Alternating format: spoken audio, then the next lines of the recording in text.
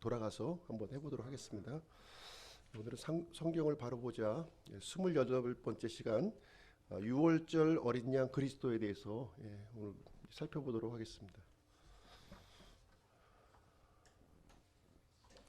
출애굽 연도인데요. 그 이스라엘 백성들이 이제 그 이집트에서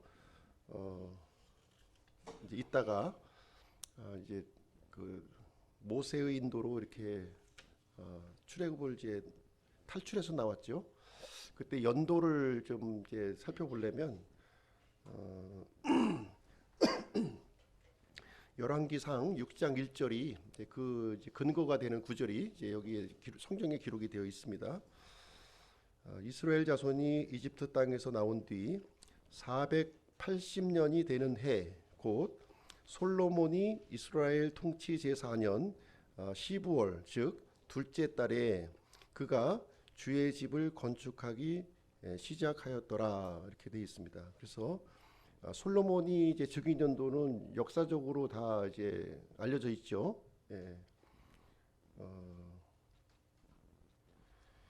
그래서 이제 그 여기 보니까 이제 솔로몬 통치 4년에 성전 건축을 시작한 거예요. 4년에 성전 건축을 이제 시작을 했는데 그러면 이제 그 솔로몬의 즉위년도를 이제 기점으로 해서 이제 계산을 해보면 이제 1446년이 되는 거예요. 1446년. 그러니까 요것도 이제 그 이스라엘이 출애굽 연도가 좀 이제 견해가 좀 여러 가지 견해가 있는데요. 저는 이제 요 견해를 좀 저는 이제 동의를 하는 거죠. 동의를 하는데 그래서 이제 1446년 주전 1446년에 이제 그러니까 솔로몬이 970년에 즉위한 거예요. 주전 970년 즉위했고 이제 즉위하고 4년 후에 성전 건축이 들어간 거죠. 들어갔는데 그때부터 480년을 거슬러 올라가면 이제 출애굽한 그 시기가 이제 나오게 되는 거죠. 그래서 그때가 주전 1446년 이렇게 보고 있습니다. 그러면 이제 또 한 가지 궁금한 게 이집트 거주 기간이에요. 이스라엘 백성들이 이집트를 이제 어느 정도 기간이 이제 거주했느냐 하는 것인데요. 거기에 대한 또 근거 구절이 갈라디아서 3장 7절에 이제 나옵니다. 내가 이것을 말하노니 즉 하나님께서 그리스도 안에서 미리 확정하신 그 언약을 430년 뒤에 생긴 율법이 취소할 수 없으며 이로써 그 약속을 무효로 만들 수 없느니라 이렇게 기록되어 있죠. 율법을 이제 그 1446년에 이제 그 이스라엘 백성들이 출애굽했고요. 그리고 1년 지나서 이제 율법을 받게 되잖아요. 시내산에서. 그러니까 주전 1445년에 율법을 받습니다. 1445년에. 그런데 이제 여기 보니까 그리스도 안에서 미리 확정하신 그 언약, 그 언약이라고 얘기하고 있고요. 430년 뒤에 생긴 율법을 취소할 수 없으며 이렇게 성경에 기록이 되어 있는 거예요. 그러면 하나님께서 언약하신 그 시점은 언제냐? 아브라함과 언약하셨잖아요. 아브라함과 언약을 한 거죠. 아브라함이 언약을 해서 아브라함의 언약부터 그 시내산에서 율법을 받을 때까지 그 기간이 430년인 거예요. 그러니까 실질적으로 이스라엘 백성들이 이집트에서 거주했던 기간은 215년이 되는 거죠. 215년. 그 절반에 해당되는 215년이 이제 되는 것입니다. 그래서 이제 400년간 이집트에 거주했던 거 아니에요. 400년 동안 거주했던 것이 아니라 215년을 이제 거주했고요. 그리고 이제 시내산 율법을 받기 430년 전에 아브라함에게 율법이 이제 하나님께서 맺으신 거죠. 이렇게 맺어주신 거예요. 그래서 이 구절이 성경에서 우리가 좀 찾아볼 수가 있습니다. 자, 6월절 기원을 좀 보실 텐데요. 6월절 기원은 출애굽기 12장 4절에 이제 기록되어 있습니다. 같이 한번 읽어보실게요. 시작. 이날은 너희에게 기념일이 될지니 너희는 이 날을 너희 대대로 주께 명절로 지키고 규례에 따라 그것을 영원토록 명절로 지킬지니라. 그래서 이스라엘 백성들이 이 출애굽한 날 6월절이죠. 6월절 그 날을 기념일이 되게 해서 영원토록 이 명절로 지킬 것을 이제 명령으로 주셨습니다. 누구에게요? 이스라엘 백성들에게. 이스라엘 교회에게 주신 게 아니에요. 이스라엘 백성들에게 주신 겁니다. 그래서 이 6월절은 이스라엘 역사에서 가장 위대한 날로 이렇게 지켜지고 있습니다. 그래서 하나님께서는 이집트 땅에 10가지 재앙을 이제 내려주셨고요. 그래서 이집트에 거주하던 이 이스라엘 백성들을 가나안 땅으로 이렇게 옮겨주셨습니다. 속박에서 자유로 이렇게 옮겨주셨는데요. 우리 이제 그리스도인들이 죄의 속박에서 이렇게 자유를 얻게 된 것을 모형적으로 예표적으로 보여주고 있는 그런 사건이 이제 되겠습니다. 그래서 6월절은 구원의 모형이에요. 구원의 모형. 구원의. 그래서 이제 이집트를 이제 악한 현 세상으로 이제 보고 있는 거죠. 이집트는 이제 어떤 땅이냐? 육신의 정욕과 안목의 정욕과 인생의 자랑으로 이제 가득 차 있는 그런 이제 세상이 되겠습니다. 그래서 사탄의 요새고요. 이집트는 사탄의 요새로 상징이 되는 거죠. 그래서 온갖 종류의 그 죄악들의 온상이 되는 곳이 바로 이제 이집트. 성경에서 말하는 이집트가 되겠습니다. 그리고 이집트를 통치하고 있었던 이 파라오는 사탄의 모형입니다. 사탄의 모형이에요. 그래서 무력으로 이제 이스라엘 백성들을 이렇게 그 소유하려고 했었던 것이죠. 그래서 그 이스라엘을 이렇게 속박으로 삼는 일을 영구히 지속하려고 하는 그런 이제 계획을 갖고서 죄의 굴레에서 이 고생을 이렇게 시켰습니다. 그랬을 때 하나님께서 이제 모세를 준비하시는데요. 모세는 그리스도의 모형입니다. 그리스도의 모형입니다. 우리를 이제 죄의 속박에서 구출하실 그리스도의 모형인 거죠. 그래서 모세는 하나님께서 준비해 주신 사람이 되겠습니다. 그래서 파라오에게, 그러니까 이제 사탄이죠. 사탄에게 이제 하나님의 뜻을 이제 전달을 했습니다. 그래서 하나님의 권능을 나타냈고 그 속박에서 이스라엘 백성들을 구출을 했습니다. 그래서 이제 그 이집트의 모든 신들을 이렇게 심판했는데요. 그것이 바로 이제 10가지 재앙이 이제 여기에 해당되는 것이 되겠습니다. 그래서 이 10가지 재앙은 1년 동안 진행됐어요. 1년 동안. 그래서 이제 모세는 이스라엘 백성이 이 사탄의 소유물이 아니라 하나님께 속했다고 하는 사실을 이렇게 알려주었습니다. 그래서 10가지 재앙을 이제 보시게 되면 이제 처음에 이제 그 첫 번째 그 재앙이 나일강에 대한 심판이었죠. 이집트 사람들은 나일을 이제 신으로 섬겼던 거예요. 나일을 신으로 이렇게 섬겼는데 그 이제 나일에 대한 심판, 물을 피로 변하게 하면서 심판을 집행했고요. 두 번째는 개구리. 이집트 사람들은 또 이렇게 개구리를 또 신으로 다산의 상징인 거예요. 개구리는 굉장히 많은 알을 낳습니다. 순식간에 이렇게 번성을 하는데요. 이 개구리, 그러니까 번영과 풍요의 신을 이제 예표하고 있는 거죠. 그리고 세 번째는 이에 대한 심판을 이제 하게 되는데 이건 땅신, 지신이죠. 지신에 대한 심판이에요. 지신에 대한 심판을 하고 있고요. 또 이제 네 번째로 파리인데요. 이 파리의 대왕 바알세붑입니다. 바알세붑. 파리 신에 대한 심판이고요. 다섯 번째는 역병.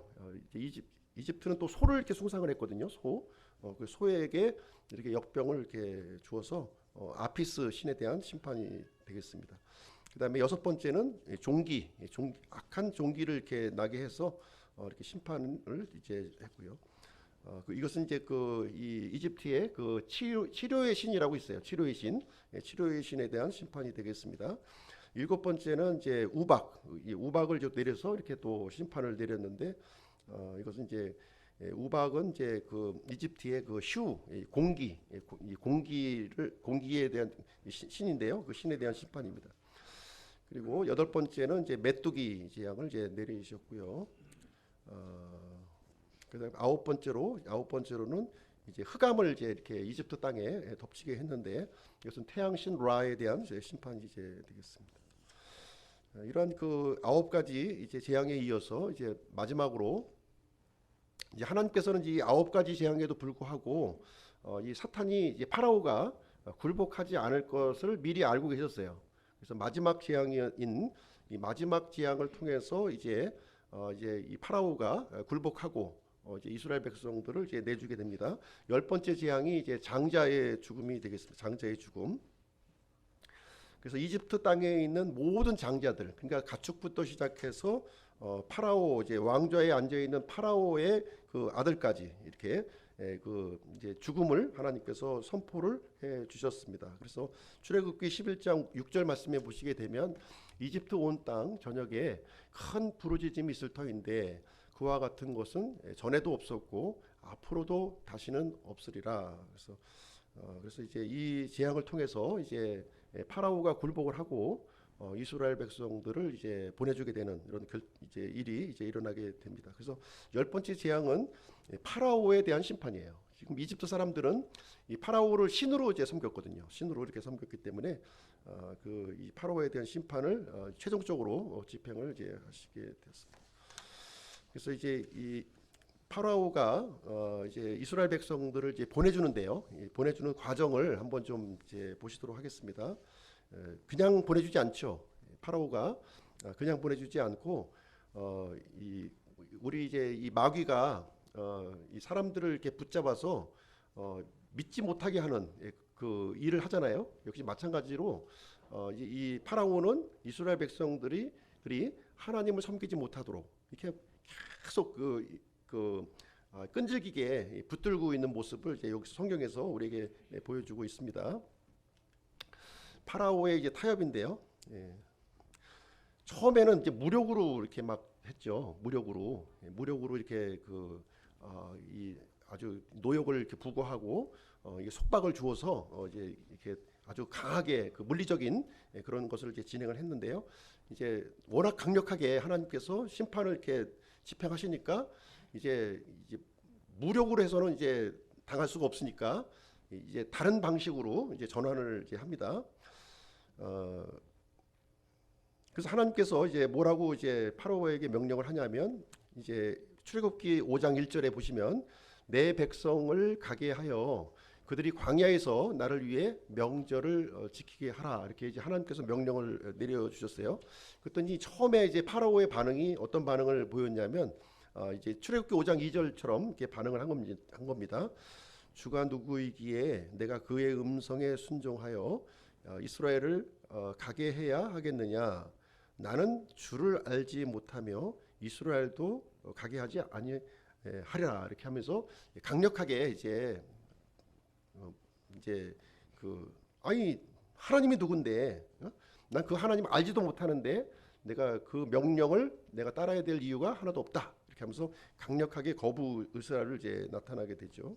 그래서 이제 하나님께서는 이 세 가지 재앙을 내리는 거예요. 세 가지를 처음에 이제 그 세 재앙 이제 나일강 심판, 개구리, 이렇게 세 가지 심판을 이제 하게 되니까 이제 그때 가서 이제 안 되겠구나 이제 해서 이제 타협을 하게 됩니다. 타협. 어떤 타협을 하게 되냐면 이제 첫 번째 타협인데요. 첫 번째 타협을 보시게 되면 이렇게 제안합니다.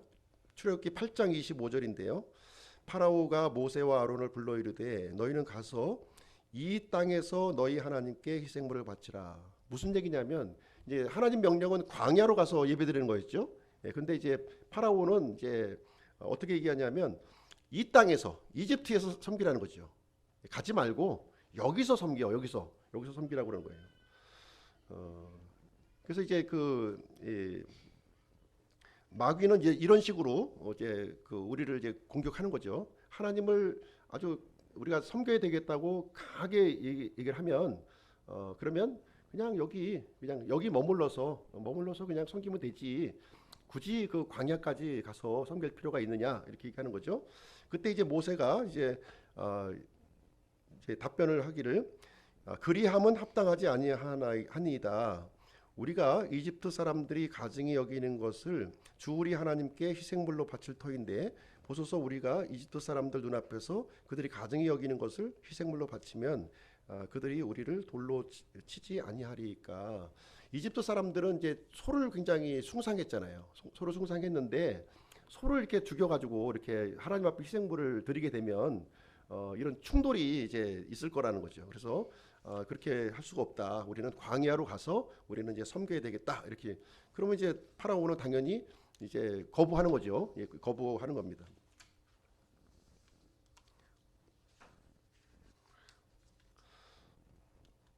두 번째 타협이 이제 나옵니다. 두 번째 타협이 나오는데 모세는 이제 그 하나님을 섬기되 사흘길 광야로 가서 사흘길에 가서 우리는 좀 하나님을 섬겨야 되겠다 이렇게 얘기를 합니다. 하나님께서 말씀하신 대로 우리가 섬겨야 되지 이것은 그 협상의 대상이 아니다 이렇게 얘기를 하는 거예요. 그랬더니 파라오가 이번에는 이제 한 발 양보해서 어떻게 얘기를 하냐면 광야에 가서 이렇게 가는 건 좋은데 다만 너무 멀리는 가지 말라는 거예요. 너무 멀리 사흘길은 좀 너무 멀다는 거죠. 예, 좀 하루길 정도 하루길 정도 좀 이렇게 협상을 이렇게 하게 됩니다. 그래서 이제 또 더 이상 이제 이 일이 진행이 안 되니까 또 이제 재앙이 또 하나님께서 또 이렇게 그 퍼부시는 장면이 나오고요. 일곱 번째까지 이제 재앙이 이제 진행이 됩니다. 그렇게 되니까 도저히 견딜 수 없는 상황이 또 이제 도달한 거예요. 지금 이제 상황이. 그래서 다시 이제 모세를 이제 부릅니다. 불러서 이제 물어보는데 모세가 이렇게 제안을 합니다. 출애굽기 10장 9절 우리가 반드시 주께 명절을 지켜야 하므로 우리가 가되 우리의 그 젊은이들과 늙은이들과 아들 딸들과 양떼와 소떼와 함께 가겠나이다. 우리가 하나님께 예배를 드리는데 이제 다 가야 된다는 거죠. 다 전부 우리 가족들이 이제 이 희생물과 함께 다 가서 우리가 이제 드려야 된다 이렇게 했더니 파라오가 이번에는 이제 어떻게 답변을 하냐면 그렇게 하지 말고 남자들만 가서 섬기라는 거예요. 남자들만. 예를 들어 우리식으로 얘기하면은 이제 그 대표로 한 사람만 선발해서 이제 하나님께 이제 그 섬기라 예배를 드리라 이렇게 얘기를 하고 있는 것이죠. 그리고 나서 이제 또 이제 그 협상이 또 이제 파기가 되고요. 그리고 나서 이제 아홉 번째 재앙이 끝납니다. 아홉 번째 재앙이 끝나고 나니까 이제는 이제 파라오가 이제 어떻게 그 얘기를 하냐면 주를 섬기되 다만 너희의 양떼와 소떼는 두고 가라는 거죠. 재산은 놓고 가라는 거죠. 재산은 놓고 몸만 빠져나가라는 거예요. 몸만 빠져나가고 그 어린 것들 이제 아이들까지도 다 가는 거 좋다. 다 허용하는데 그러나 재산만큼은 내려놓고 가라. 이제 이렇게 얘기를 합니다. 그랬을 때 모세가 우리는 이 가축의 그 발굽 하나까지도 남겨둘 수가 없다. 우리 재산까지도 다 온전하게 다 가서 하나님 앞에 온전하게 섬겨야 되는 것이지 이게 일정 부분 빼고서 하나님을 섬길 수 없다. 이렇게 이제 답변을 해서 마지막 열 번째 재앙에서 사탄이 굴복하는 장면이 이제 주어지게 됩니다. 그래서 이렇게 그 사탄의 전술을 보시게 되면 이제 조금씩 이제 이렇게 이제 그 좀 이렇게 좀 그 교묘하게 우리를 이제 하나님을 온전하게 섬길 수 없는 자리로 이렇게 나아가지 못하도록 막는 것을 볼 수가 있습니다. 처음에는 이 땅에서 하나님을 섬기라는 이 땅에서 섬기라는 거고요. 두 번째는 너무 멀리는 가지 말라는 거죠. 믿기는 믿지만 너무 깊이 이렇게 믿어서 빠지지 말라는 거죠. 빠지지 말라는 거예요. 그래서 예배를 보더라도 주일에만 나가라. 그것도 다 나가지 말고 한두 주 좀 빼면서 이렇게 좀 적당하게 이렇게 좀 나가라는 거죠. 그리고 이제 세 번째 전략은 뭐냐면 이제 남자들만 가서 섬기라는 거예요. 남자들. 그래서 이제 이런 거예요. 너만 믿어, 너만. 딴 사람 신경 쓰지 마. 딴 사람, 내 아들, 나 간섭하지 마. 너만 믿어. 이렇게 되는 거죠. 요 상황이 되는 거예요. 그 다음에 마지막으로 양떼와 소떼를 두고 가라 하는 말은 이제 나가는 건 좋은데 헌금하지 마. 헌신하지 마. 그냥 예배만 갔다 그냥 와. 더 이상 거기서 뭐 이렇게 그 이상의 일을 하지 말라. 이런 식으로 사탄은 계속해서 이렇게 간교한 전술로 하나님을 믿지 못하게 이렇게 막고 있는 것입니다. 6월절인데요. 이제 마지막 그 재앙을 이제 이스라엘 백성들에게 선포했는데, 하나님께서는 이스라엘 백성들에게는 이제 그 해결책을 주시죠. 해결책. 그 하나님의 그 장자의 심판에서 벗어날 수 있는 그 해결책을 여기서 이제 주시게 됩니다. 그것이 바로 유월절 어린 양이 이제 되겠습니다. 그래서 고린도전서 5장 7절 보시게 되면 같이 한번 읽어보실게요. 시작. 우리의 유월절 어린 양 곧 그리스도께서 우리를 위해 희생물이 되셨느니라.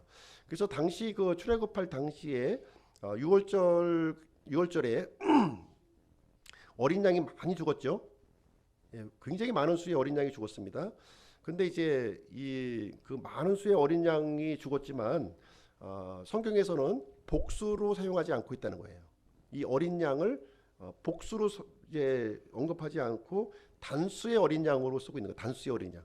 많은 어린 양이지만 한 어린 양이라는 거죠. 한 어린 양. 그래서 그 한 어린 양에 대해서 고린도전서 5장 7절에서는 분명하게 우리에게 알려주시고 있는데요. 그 유월절, 수많은 그 유월절 어린 양들은 바로 이 우리를 위해서 희생물이 되신 바로 그리스도를 예표하고 있다. 이렇게 고린도전서에서는 우리에게 밝혀주고 있습니다. 그래서 이 출애굽 당시에 그 이 유월절은 예수 그리스도께서 우리를 구원하시는 이 아름다운 그 그림을 우리에게 예표적으로 보여주고 있는 것입니다.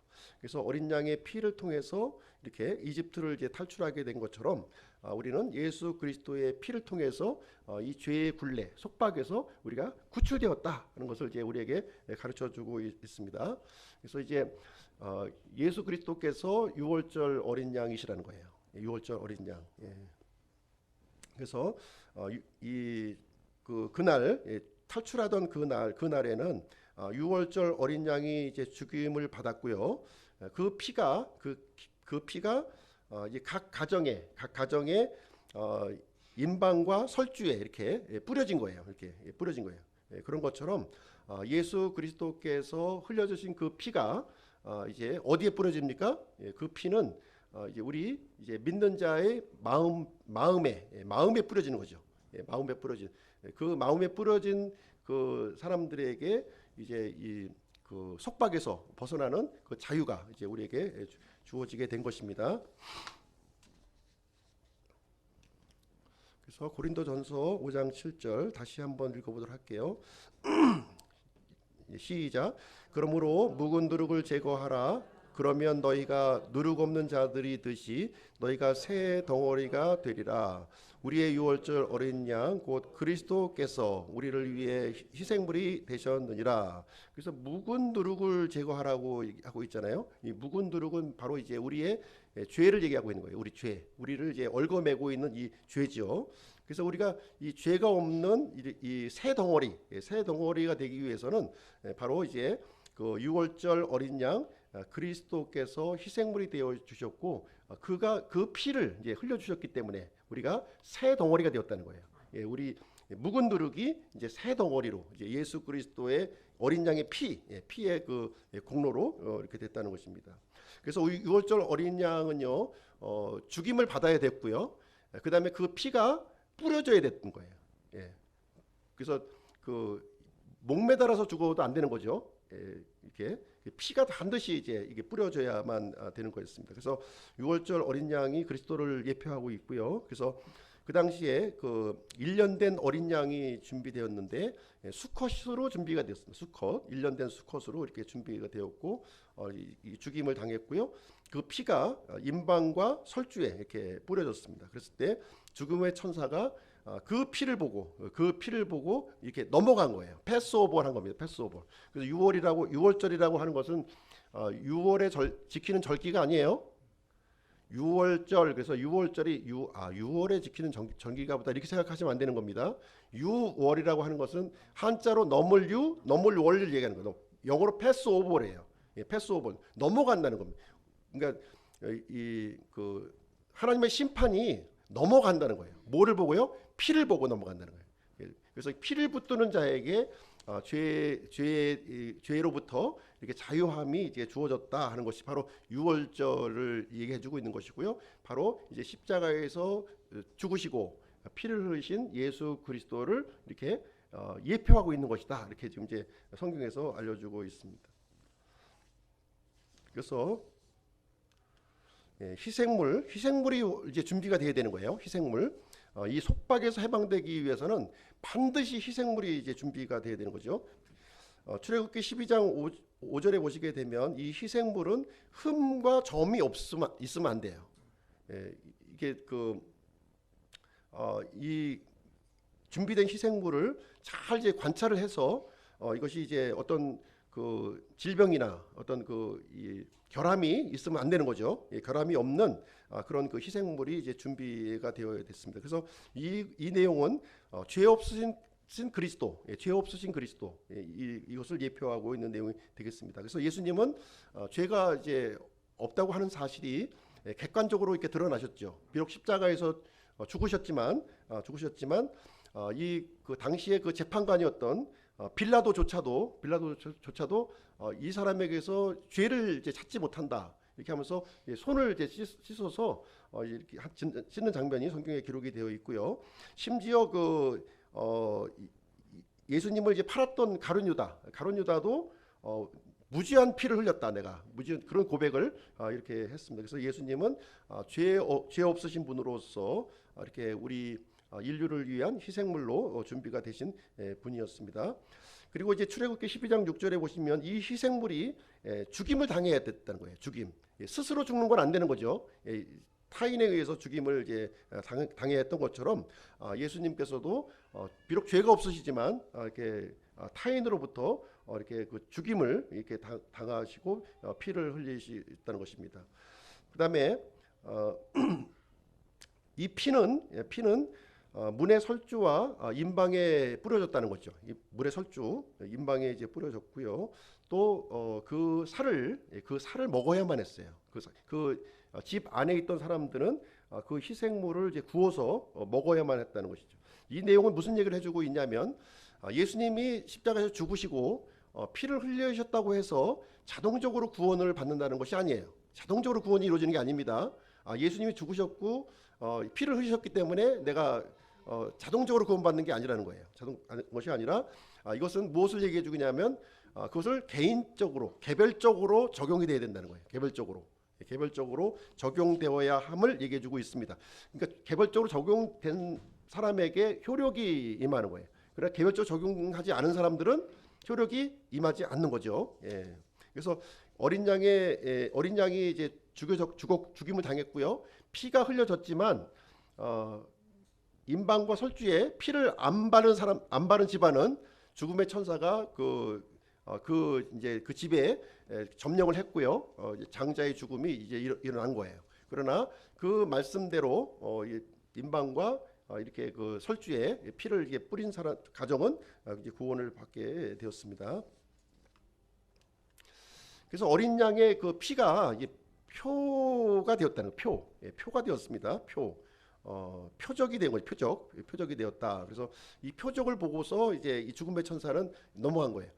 이 6월절 그 밤에 그 이스라엘 백성들은 이제 다 이제 설주와 임방에 이제 피를 다 발랐죠.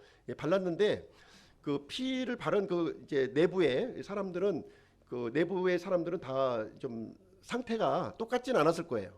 어떤 가정은 굉장히 우울했을 거예요. 어떤 가정 굉장히 우울한 가정이 있었을 거예요.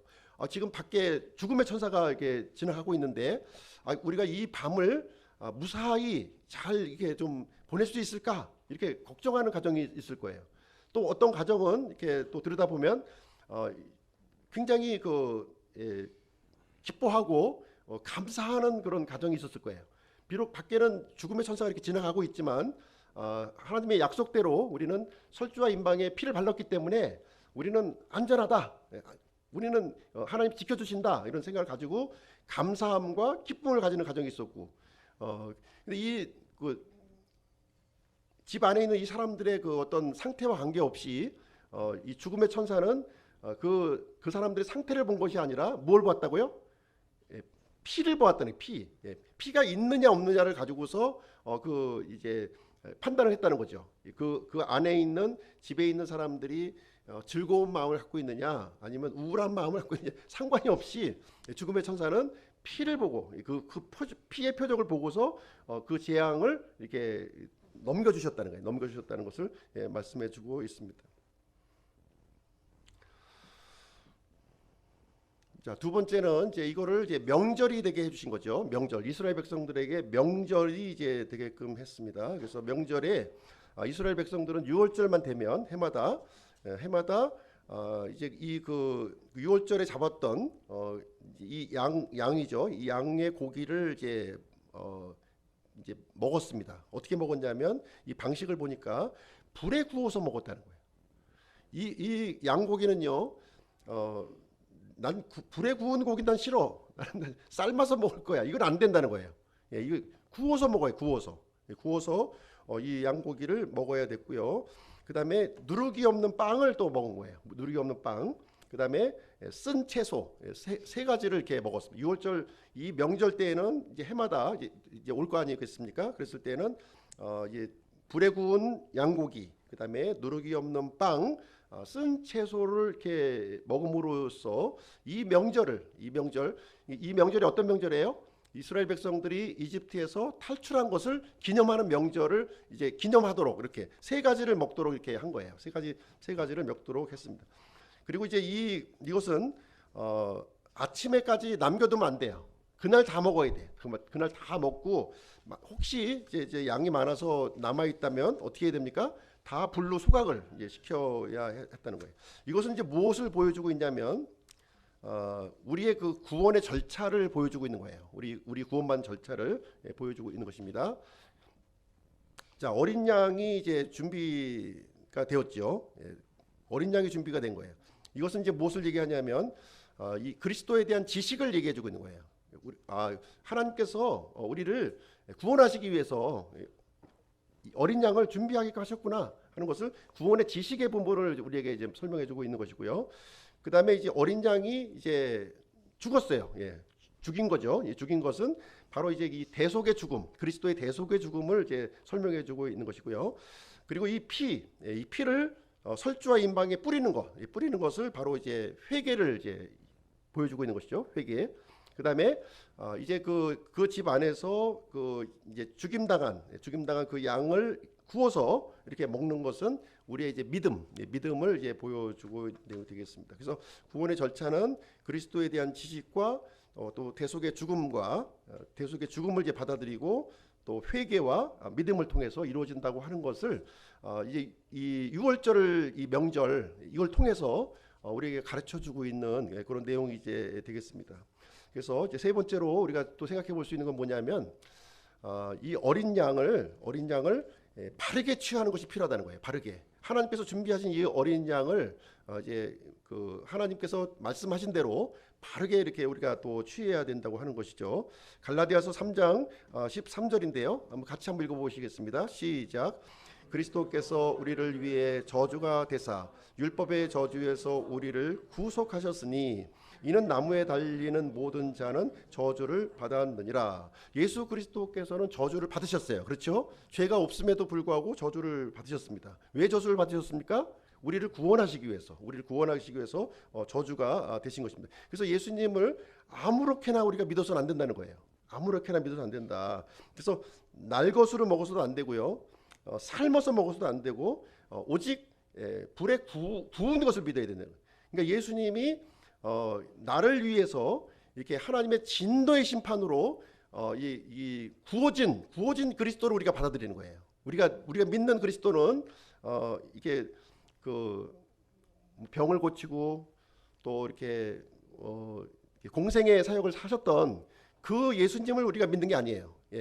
우리가 믿는 예수님은 바로 십자가에서 나를 위해서 저주가 되시고 고난을 받으신 그 그리스도를 내가 영접하는 거예요. 그 그리스도를 먹는 거거든요. 그걸 받아들이는 겁니다. 그렇죠?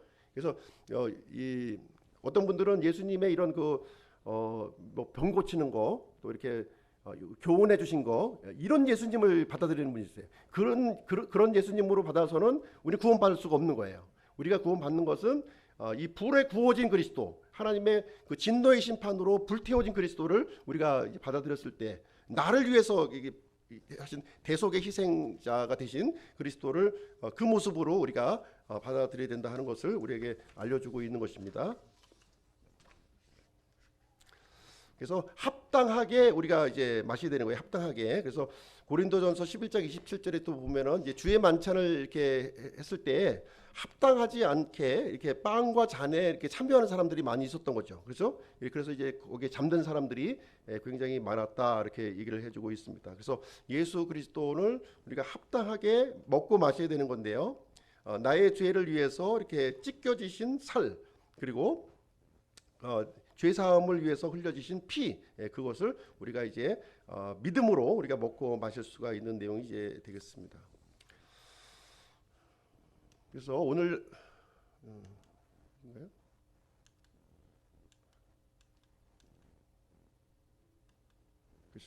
오늘날의 문제점은 살아계신 그리스도를 우리가 받아들이는 게 아닙니다. 살아계신 그리스도, 좋은 모범을 보여주시고 세상에 인류의 영향을 많이 끼치시고 교훈을 주시고 선한 선생님이시고, 이게 4대 성인으로서 우리가 받아들이는 것이 아니에요.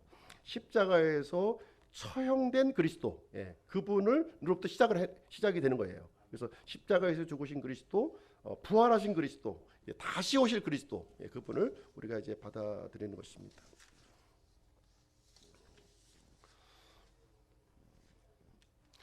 그리고 누룩이 없는 이제 빵을 이제 우리가 먹어야 되는 건데요. 누룩이 없는 빵, 그 불에 구워진 고기뿐만 아니라 누룩이 없는 빵을 먹어야 되는 거죠. 누룩이 없는 빵은 뭐냐?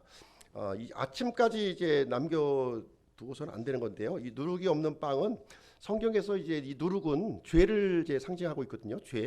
죄를 상징하고 있는 것이죠. 이 빵은 이제 예수님의 몸을 이제 의미하고 있는 것이고요. 그래서 누룩이 없는 빵을 이제 먹는다 하는 것은 이렇게 죄 없는 그리스도의 몸, 죄 없는 그리스도의 몸을 얘기하는 거예요. 죄 없으신 그리스도의 몸을 우리가 이제 먹는 것을 이제 되겠습니다. 그리고 쓴 나물을 또 그때 이제 명절 때 이제 먹게 되는데, 사실 이스라엘 백성들은 이걸 왜 먹는지를 모르는 거죠. 이제 관습대로 과거부터 계속 먹어왔으니까 이걸 먹는 거지, 사실 이제 의미를 이제 잘 모르고 있는 거죠. 이 쓴 나물은 바로 이제 그들이 이 살았던 이집트의 이 속박, 파라오에게 받았던 그 죄의 속박 있지 않습니까? 우리가 유월절 어린 양 대신 예수 그리스도를 우리가 이제 믿을 때 잊지 말아야 될 것이 있는 거예요. 잊지 말아야 될 거, 이게 뭐냐면 죄의 그 죄의 흉악함과 죄의 노예로 살았던 그 지난날의 삶들, 이런 것들을 잊어서는 안 된다는 거예요. 지금 우리에게 주어진 이 자유, 예수 그리스도를 통해서 주어진 이 자유는 거저 주어졌습니다. 거저 주어졌는데 이것을 당연하게 여기서는 안 된다는 거예요. 이스라엘 백성들이 이 이집트에서 탈출하고 광야를 지나서 가나안 땅으로 들어갔습니다. 들어갔는데 금방 잊어버린 거예요. 금방. 그 이집트에서 이렇게 그 노예 생활을 했고, 또 이집트에서 이렇게 고생했던 것, 이 죄로 말미암아 이렇게 살았던 모든 그런 것들을 다 잊어버린 거예요. 다 잊어버린. 지금 가나안 땅에서 주어진 이 자유와 이런 것들이 그냥 당연하게 이제 생긴 것으로 생각을 한 거예요. 당연한 게 아니라는 거죠. 엄청난 대가가 지금 지불된 거예요. 엄청난 하나님의 준비하심이 있었고, 어린 양이 희생이 되었고, 하나님의 인도하심과 여러 가지 이런 희생을 통해서 이제 가나안 땅에 들어온 거잖아요. 그렇죠? 우리 구원받는 것도 마찬가지예요. 내가 예수님 뭐 이렇게 믿어서 이렇게 딸랑 구원을 받았는데, 이것이 그냥 쉽게 받은 게 아니라는 거예요. 이게 쉽게 받은 것이 아니고 창세 전부터 그리스도께서 준비가 되어 주셨고요. 그분이 또 오셨고요. 또 갈보리에서 십자가에서 희생을 당하셨고요. 나의 흉악한 죄, 지옥으로 갈 수밖에 없었던 그 흉악한 죄를 해결하기 위해서 이렇게 큰 희생을 치르신 거거든요. 이 큰 구원을 이게 가볍게 여기지 말라는 거죠. 가볍게 여기지 말라는 거예요. 이것을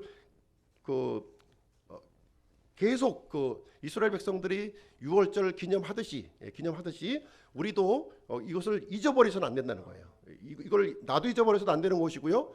우리 자녀들에게도 이 부분을 전달해야 되는 거예요. 이 부분을 전달 책임이 반드시 우리에게 있는 것입니다. 그래서 이런 것들을 이제 그 완전히 다 불태워 버리도록 했죠. 다 불태워버렸다고 하는 것은 뭐냐면 이제는 그 이런 이집트의 그 이 죄와 이런 속박들이 완전히 이제 그 불로 태워지는 것처럼 없어져 버렸다는 거예요. 그거를 이제 아깝다고 그래서 일정 부분 또 건져가지고 나오면 안 된다는 거예요. 예, 그 구원 받기 전에 이런 것들은 미련을 가지시면 안 되는 미련을 갖지 마시고 다 버리셔야 돼. 사도 바울이 그 부활하신 그리스도를 만나고 이전에 자신이 알았던 그것들을 다 배설물로 여겼던 것처럼 다 불태워버려야 돼. 다 소각시켜야 되는 거예요. 예, 소각시켜버리고 이제 새로운 것으로 새 덩어리로 이제 주님을 이제 섬겨 나가는 것을 얘기해주고 있습니다. 그래서 이집트에 대한 그 미련을 버려야 되는 거죠. 버려야 되는 거예요. 그래서 이 예수님 구운 어린 양을 우리가 먹어야 되는 것이고요. 이 쓴나물도 먹어야 되는 것이고 누룩이 없는 빵을 이렇게 먹어서 이거를 우리는 충분히 우리가 좀 인식을 하면서 하고 있어야 된다는 거예요. 인식을. 예, 그렇죠? 예. 이제 이런 부분이 이제 안 돼 있는 분들은 다시 돌아가는 거죠. 이제 다시 그 가마솥에서 이렇게 끓었던 그 고기 덩어리, 또 부추, 뭐 마늘 이런 것이 자꾸 생각이 나는 거예요. 생각이 나는 겁니다. 그래서 출애굽기 12장 11절에 보시면 이렇게 같이 한번 읽어보실게요. 시작. 너희는 그것을 이렇게 먹을지니 곧 너희 허리에 띠를 띠고 발에 신을 신고 손에 지팡이를 잡고 급히 그것을 먹을지니라. 그것은 주의 유월절이니라. 예. 이 주의 유월절이 요한복음에 가서 보면 유대인의 명절로 바뀌었죠. 유대인의 명절. 예. 유대인의 명절. 이 유월절의 그 주인은 이제 그 중심은 주님에게 있는 거예요. 주님에게 있는 것을 우리가 잊지 말아야 되고요. 그래서 이 여기 내용을 보시면 굉장히 긴박하게 지금 이제 이제 떠나는 것을 지금 이제 보여주고 있어요. 굉장히 긴박하죠, 내용이요. 이렇게 허리를 띠고 신발을 신고 이렇게 편안하게 신발 벗고 이렇게 뭐 평상에 앉아서 이렇게 먹는 것이 아니라 굉장히 급박하게 이렇게 먹는 겁니다. 그래서 이런 이 이집트에 대한 미련을 이제 끊어버려야 되는 것이고 새로운 목적지 하나님께서 약속하신 가나안 땅을만을 바라보면서 이제 앞으로 나아갈 것을 이제 말씀해주고 있습니다. 그래서 어린 양의 피로 이렇게 구별된 이 백성들은 긴급하게 이렇게 세상을 떠나가야 되는 겁니다. 떠나셔야 되는 거예요. 그리고서 어린 양의 피를 이제 붙들고 하나님의 약속을 향해서 우리가 나아가야 될 것을 우리에게 말씀해주고 있는 내용이 되겠습니다. 그래서 이제 유대인의 주의 그 유월절을 통해서 우리의 어린 양 그리스도를 우리가 한번 좀 생각해보는 그런 시간을 이제 가졌습니다. 결론을 내리도록 하겠습니다. 그래서 유월절 어린 양 출애굽 당시에 그 이제 유월절 어린 양은 바로 예수 그리스도를 예표하고 있는 것이 되겠습니다. 죽임을 당했고요, 피가 뿌려졌고요. 그래서 우리를 죄와 죽음에서 우리를 건져주신 예수 그리스도를 예표하고 있습니다. 그래서 우리는 유월절 어린 양을 이제 붙들어야 되는 것이고요. 구운 고기, 누룩이 없는 빵, 쓴나물, 지팡이 이런 것들을 우리가 이 말씀이 주는 의미하는 바를 우리가 기억하고 우리가 받은 이 구원이 얼마나 귀하고 값진 것인가 하는 것들을 좀 이렇게 생각하는 그런 시간을 우리가 갖게 되었습니다. 잠시 기도하는 시간 갖도록 하겠습니다.